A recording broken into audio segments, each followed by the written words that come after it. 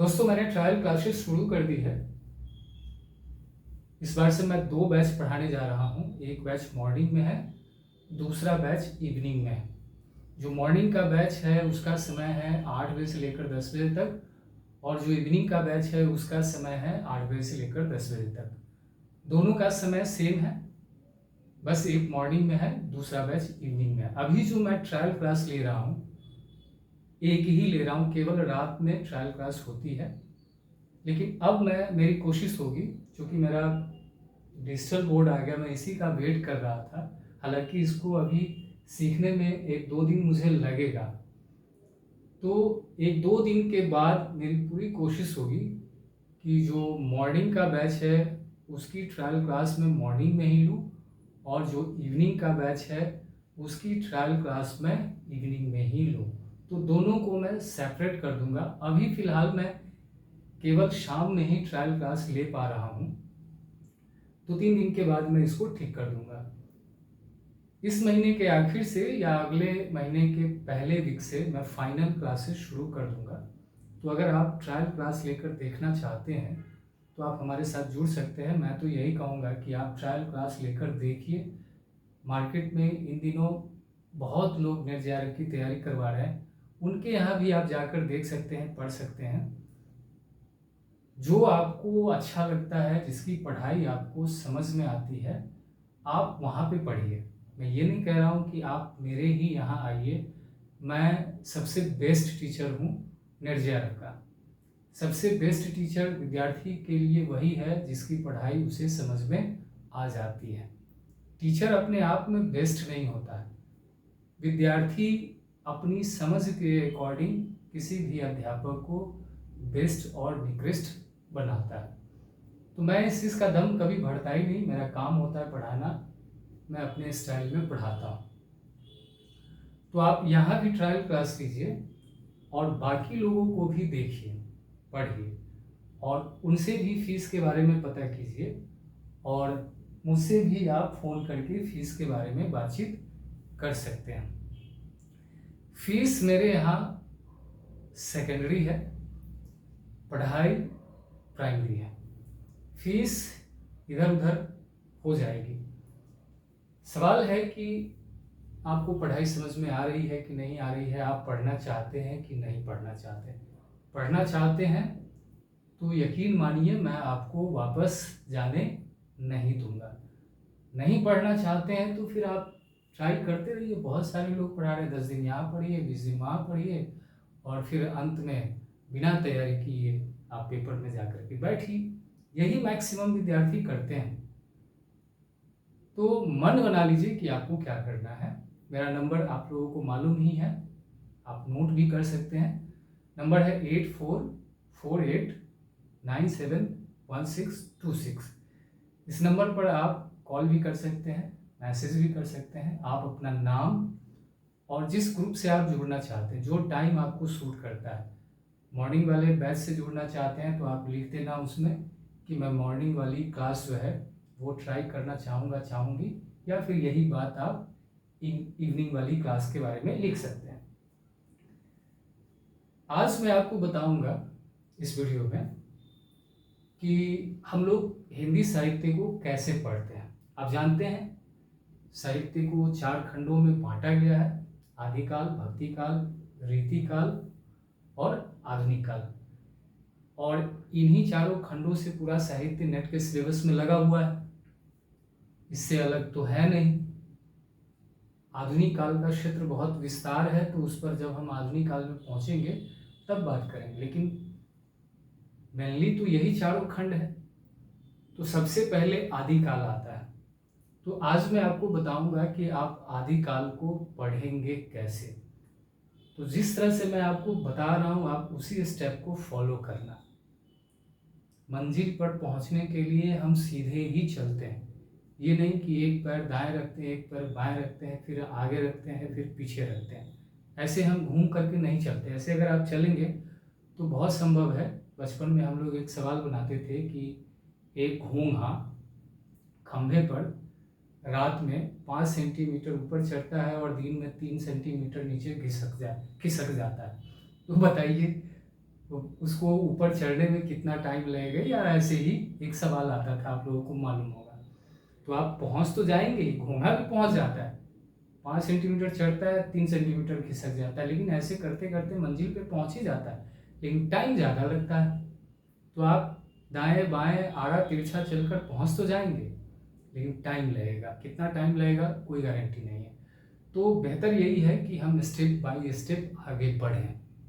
पहले क्या पढ़ना है उसको कंप्लीट करेंगे, फिर क्या पढ़ना है उसको कंप्लीट करेंगे, फिर आगे क्या पढ़ना है उसको कंप्लीट करेंगे। ऐसे ही हम पूरे आदिकाल को फिनिश करेंगे। तो देखिए, आपको आदिकाल कैसे पढ़ना है इसको नोट कर लीजिए। आप आदिकाल कैसे पढ़ेंगे, तो आपको पढ़ना है, देखिए लिखेंगे आदिकाल। आदिकाल इसको हम कुछ पार्ट में डिवाइड करेंगे, और जैसे डिवाइड करेंगे वैसे ही स्टेप बाय स्टेप इसे पढ़ना है। सबसे पहले आपको पढ़ना है नामकरण की समस्या। नामकरण की समस्या लिखते रहिए आप साथ साथ। नामकरण की समस्या में हम देखेंगे कि किसने आदिकाल को आदिकाल कहा, किसने वीरगाथा काल कहा, किसने चारण काल कहा, किसने अपभ्रंश काल कहा, किसने सिद्ध सामंत काल कहा। करीब 16-17 नामकरण हैं। उन्हीं नामकरण में से 5-6 नामकरण ऐसे हैं जिनके बारे में हमें थोड़ा बहुत अलग से भी जानना है। नामकरण के पीछे का तर्क क्या है, उस नामकरण को आलोचकों ने क्यों स्वीकार नहीं किया। तो 5-6 नामकरण ऐसे हैं जिसके बारे में थोड़ी बहुत इस तरह की जानकारी उपलब्ध है, तो वो हम जानेंगे। दूसरा है काल विभाजन की समस्या। काल विभाजन की समस्या बहुत महत्वपूर्ण है, आपको बहुत आसान लगता होगा यह टॉपिक कि रट लेंगे। 2-3 आलोचकों का ही तो रटना है कि किसने आदिकाल का समय। काल विभाजन का मतलब है कि पूरे साहित्य को जो 4 खंडों में बांटा गया, कुछ लोगों ने 5 खंडों में भी बांटा, कुछ लोगों ने उसके भी कई खंड बना दिए हैं। तो 6-7 खंड, जैसे विश्वबंधु का तो कई खंडों में उन्होंने काट दिया उसको, लेकिन मूल रूप से तो 4 ही है, आदिकाल, भक्तिकाल, रीतिकाल और आधुनिक काल। उसी का समय आपको याद रखना है। लेकिन गिरियर्सन ने कुल 11 खंडों में इसे बांट दिया, और गिरियर्सन के काल विभाजन से अक्सर सवाल पूछा जाता है, नेट में तो आता ही है। अभी जो 1 जून को HPSC असिस्टेंट प्रोफेसर का जो पेपर हुआ था उसमें भी था, इससे रीति काव्य पूछ लिया था। क्योंकि 11 खंडों में बांटा है तो उसमें रीति काव्य किस नंबर पे है, तो आप एक बार देख लेना। तो यहाँ से सवाल रहता है। उसके बाद है साहित्य इतिहास लेखन की परंपरा। साहित्य इतिहास लेखन की परंपरा। इसमें टोटल 55-56 साहित्य का इतिहास है। गाडसा दत्तासी से लेकर अब तक कितने इतिहास लिखे गए, उसमें से कुछ महत्वपूर्ण इतिहास है जिसका नाम और उसका प्रकाशन वर्ष आपको याद रखना है। कुछ इतिहास के बारे में विशेष जानकारी भी है, वह भी आपको याद रखना है। तो इसमें हम 55-56 इतिहासों में से कम 25 इतिहासों का नाम जरूर याद रखेंगे। इतिहासकार का नाम, प्रकाशन वर्ष के साथ सवाल आता है। हो सकता है 4 इतिहास का नाम दे दे और कहे कि आप क्रम से लगाइए, तो फिर फंस जाएंगे। तो उस तरह का सवाल आपका बन जाएगा। उसके बाद जो है वह है हिंदी के पहले कवि। हिंदी के पहले कवि, यानी शुक्ल जी ने हिंदी का पहला कवि किसे माना, विश्वबंधु ने किसे माना, डॉक्टर नगेंद्र ने किसे माना, राहुल सांकृत्यायन जी ने किसे माना, राम कुमार वर्मा ने किसे माना, शिव सी सेंगर ने किसे माना, गणपति चंद्र गुप्त ने किसे माना, हजारी प्रसाद द्विवेदी ने किसे हिंदी का पहला कवि माना। ये बहुत महत्वपूर्ण है, यहाँ से सवाल रहता है, ये आपके लिए इम्पोर्टेंट है, इसको तो याद रखना है। इसको हम लोग फिक्स के जोन में रखते थे कि इसे याद करना ही करना है। अब यहाँ से जो होता है आपका एक्चुअल जो आदिकाल का साहित्य है वह शुरू होता है। ये सारे तो रटने वाले हैं। इसे आप एक सीटिंग में 1 आवर्स में जो है आप खत्म कर सकते हैं, 1 आवर्स में जो है इसे आप फिनिश कर सकते हैं। लेकिन जो मेन साहित्य है आदिकाल का वो यहाँ से शुरू होता है। यहीं से आपको पढ़ना है, समझना है और याद करना है। शुरू क्या होता है तो देखिए, शुरू होता है धार्मिक साहित्य। धार्मिक साहित्य, धार्मिक साहित्य, धार्मिक साहित्य को 3 भागों में बांटकर हम लोग पढ़ते हैं। पहला है सिद्ध साहित्य, सिद्ध साहित्य। दूसरा है नाथ साहित्य, नाथ साहित्य। और तीसरा है जैन साहित्य। सिद्ध साहित्य, नाथ साहित्य, जैन साहित्य। सिद्ध में टोटल 5 सिद्ध है, मेन 2 ही है, एक सरहपा है और दूसरे कढ़ापा है। उसके बाद लुइपा भी है, शबड़ापा भी है और डोंगीपा भी है। तो बाकी 3 को आप स्किप भी कर देंगे तो चलेगा, उनके यहाँ कुछ है भी नहीं। किसी कवि की 2 काव्य पंक्ति है, किसी की 1 काव्य पंक्ति है, किसी की है भी नहीं। जैसे डोंगीपा की 1 ही काव्य पंक्ति मिलती है, गंगा जमुना माझे बहे रे नाई। ये है लुइपा की 2 काव्य पंक्ति मिलती है, भाव न होई अभाव न जाई और कागा तरुण पंच विड़ाल। शबड़पा के पास तो कुछ है ही नहीं। तो मेन कौन है? सरहपा और कढ़ापा। सरहपा के यहाँ 2 ही रचनाएं हैं, वह भी किसी और ने संपादित किए, स्वयं सरहपा के नाम से नहीं है। तो दोनों ग्रंथों का नाम आपको याद रखना है, उसके संपादक का नाम याद रखना है। दोहा कोशे बोधगान दोहा है, एक का संपादन प्रबोध चंद्र बख्शी ने किया था और दूसरे का संपादन जो है महामहोपाध्याय हरप्रसाद शास्त्री जी ने किया। तो रचनाएं तो 2 ही हैं, मेन जो है वह काव्य पंक्तियां। और यहाँ से भी कढ़ापा से भी, कढ़ापा के पास तो कोई रचना ही नहीं है, रचना का नाम तो है ही नहीं वहाँ। तो वहाँ रचना का नाम नहीं है, लेकिन 5-6 काव्य पंक्तियां हैं, बहुत महत्वपूर्ण काव्य पंक्तियां, वहीं से सवाल पूछे जाते हैं। तो सरहपा और कढ़ापा की जो काव्य पंक्तियां हैं वहाँ से निश्चित रूप से सवाल रहते हैं, तो आपको उसी पर फोकस करना है। उसके बाद इसमें तो एक लौते कवि गोरखनाथ ही है, तो 9 नाथ, गोरखनाथ के अलावे भी 8 नाथ हैं, लेकिन उन सब के बारे में कोई जानकारी नहीं है। हम लोग पढ़ते किसे हैं? केवल और केवल गोरखनाथ को। टोटल 10 जैन कवि हैं, 10 में से 4 जैन कवि बहुत महत्वपूर्ण हैं। चारों को खाट बनाकर उस पर आराम से बैठ जाइए, लेट जाइए, आपकी नैया पार हो जाएगी, आप भवसागर पार हो जाएंगे।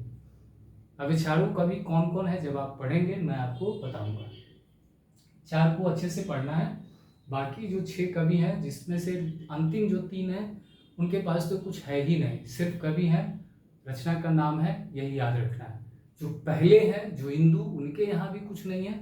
योगसार है, परमात्मा प्रकाश है, यही 2 रचनाएं हैं। और एक उनका बहुत शानदार स्टेटमेंट है कि परमात्मा योग ध्यान, योग शास्त्र और ध्यान, योग है शास्त्र से नहीं जाना जा सकता, निर्मल ध्यान द्वारा उनकी अनुभूति की जा सकती है। तो ये स्टेटमेंट है। बाकी किसी के पास कोई विशेष जानकारी नहीं है, सिर्फ रचना है और कवि का नाम आपको याद रखना है।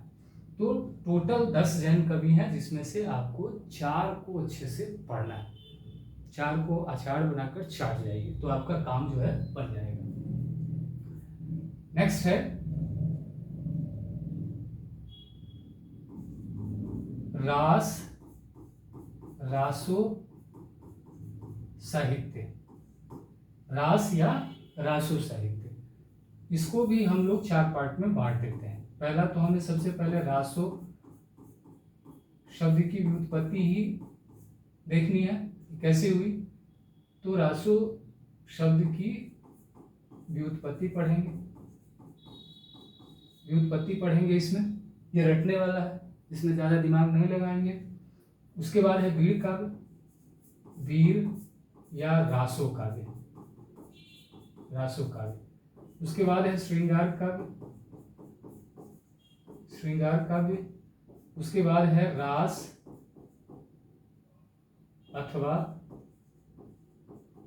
उपदेश मूलक काव्य,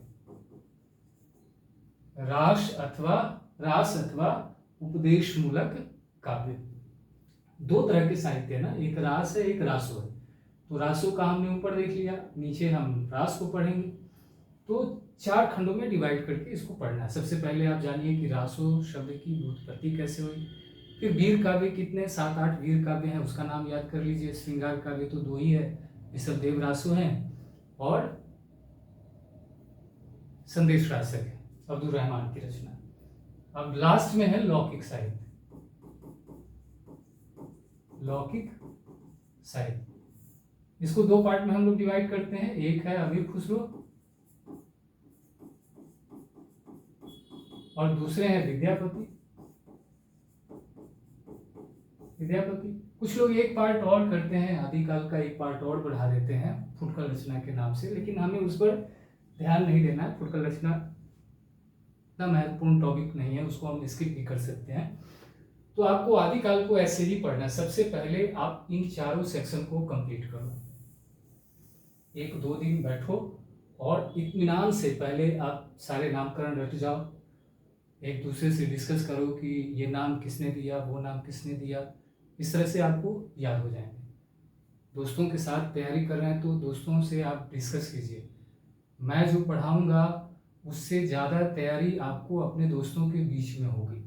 तो डिस्कशन बहुत ज़रूरी है। अगर रिजल्ट चाहिए, अगर आप चाहते हैं कि हमें दिसंबर वाला पेपर हर हाल में क्रैक करना है, तो डिस्कशन बहुत ज़रूरी है। ज़्यादा दोस्त बनाने की ज़रूरत नहीं है। आप एक ईमानदार और फेथफुल दोस्त बनाइए, जिनके साथ आप उठते बैठते, खाते पीते, हंसते बोलते बतियाते हैं, उनसे आप डिस्कस कीजिए।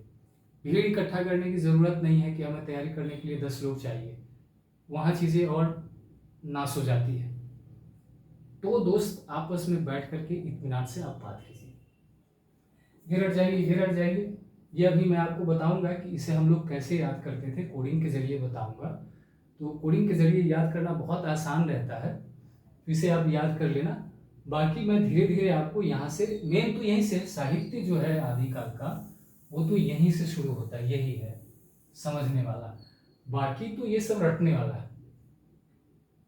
पहला 4 पार्ट रटने वाला है, अंतिम जो 3 पार्ट है वह समझने वाला है। सवाल 4 से 5 सवाल यहीं से होगा और 2 सवाल यहाँ से रहता है। टोटल 7 सवाल होते हैं आदिकाल से। आप देख लेना कोई भी पेपर उठा करके। ऐसा नहीं है कि आदिकाल से बिल्कुल सवाल ही नहीं पूछता है तो 2-3 पूछता है। 6 से 7 सवाल होते ही होते हैं। तो अगर आपने अच्छे से पढ़ लिया तो आपका बन जाएगा। अब मैं आपको बता देता हूँ, हिंदी का पहला कवि हम लोग इसलिए पढ़ते हैं पहले, क्योंकि इसमें जो कवि आते हैं, यहाँ जो हम जिन कवियों को पढ़ेंगे वही कवि अब आगे आएंगे। कुछ कवि इसमें आएंगे, कुछ कवि इसमें आएंगे, कुछ कवि इसमें आएंगे। और विद्यापति को भी चूंकि बच्चन सिंह हिंदी का पहला कवि मानते हैं तो यहाँ भी आएगा। तो विद्यापति को हम जब पढ़ेंगे तो हमें वहाँ याद करना होगा कि बच्चन सिंह ने विद्यापति को हिंदी का पहला कवि माना है। इससे बेहतर है कि हम यहीं याद कर लें। यहाँ सराफा को पढ़ेंगे तो फिर हमें यहाँ याद करना पड़ेगा कि किसने सराफा को हिंदी का पहला कवि माना, तो आप यहाँ पे याद कर लो। फिर आप जैन कवि में जाओगे तो यहाँ स्वयंभू है, तो वहाँ फिर याद करना होगा कि स्वयंभू को किसने हिंदी का पहला कवि माना। इससे बेहतर है आप यहाँ याद कर लो। तो ऐसे ही आपको स्टेप बाय स्टेप बिल्कुल नाक की सीध में आगे बढ़ना है।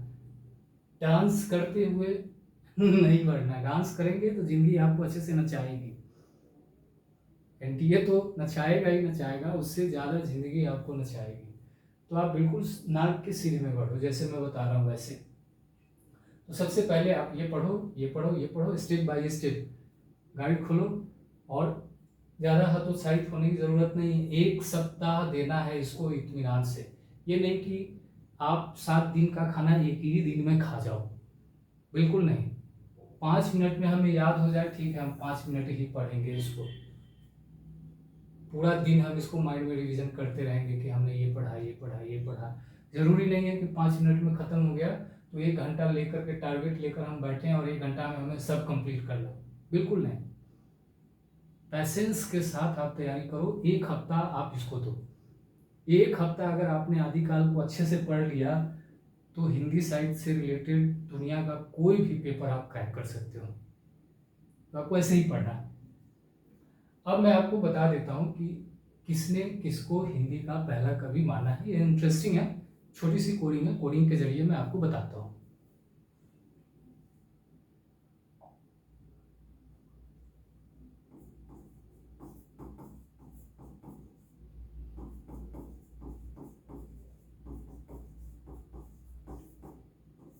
हिंदी के पहले कवि या हिंदी का पहला कवि, किसी भी तरह से नाम रख सकते हैं, हेडिंग हम कुछ भी डाल सकते हैं, हेडिंग से कोई लेना देना नहीं है। अब देखिए, आप एक वाक्य लिखिए। वाक्य है रामचंद्र मिश्र ने स्वयंवर में शरण को साग पुश किया तो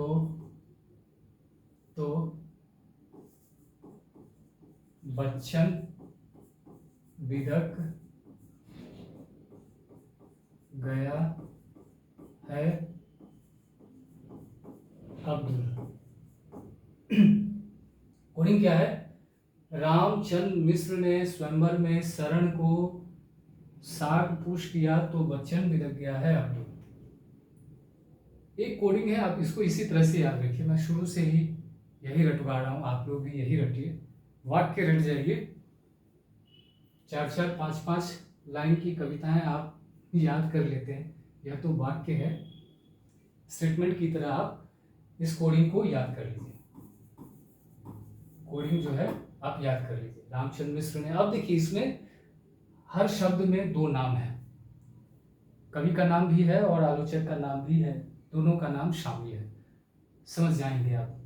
और रामचंद्र है तो राम से है रामचंद्र शुक्ल, रामचंद्र शुक्ल, शुक्ल। चंद्र से है चंद्रवरदाई, चंद्रवरदाई। मिश्र से है मिश्र बंधु।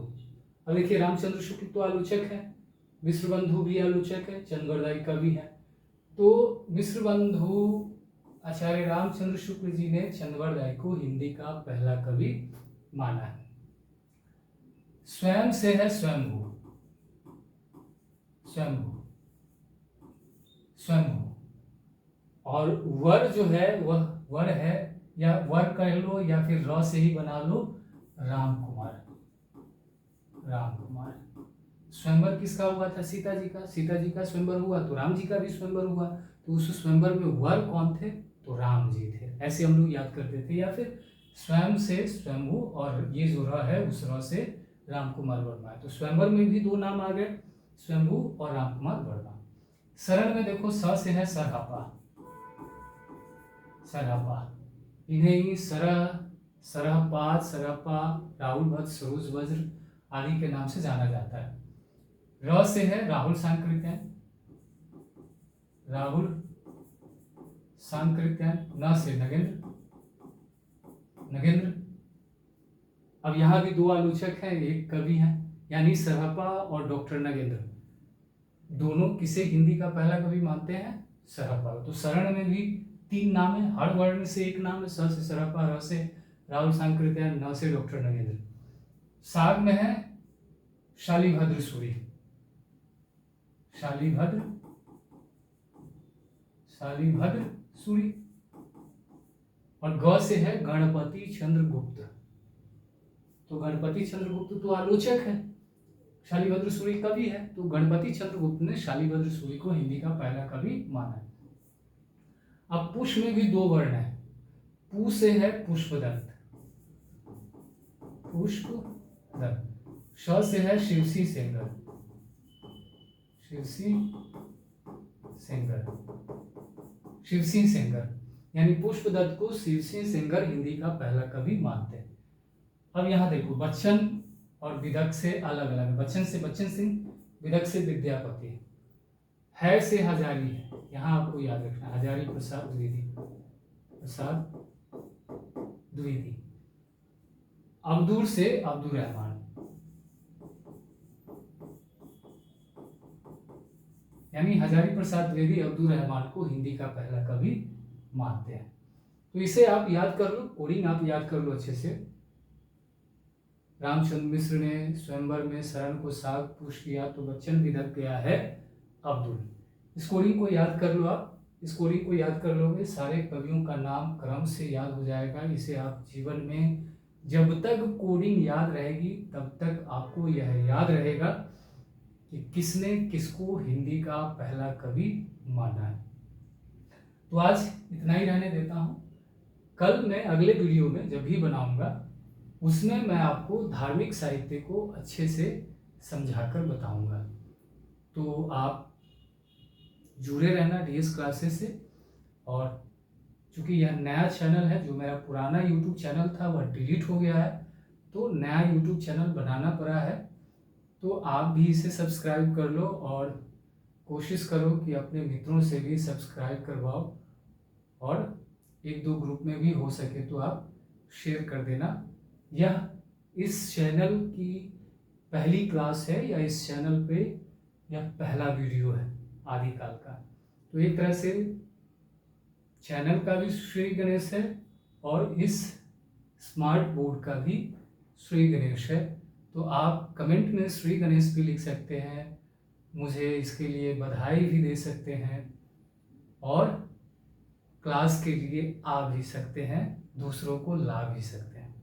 तो मिलते हैं अगले वीडियो में, अगली क्लास में। तब तक के लिए आपका बहुत बहुत शुक्रिया।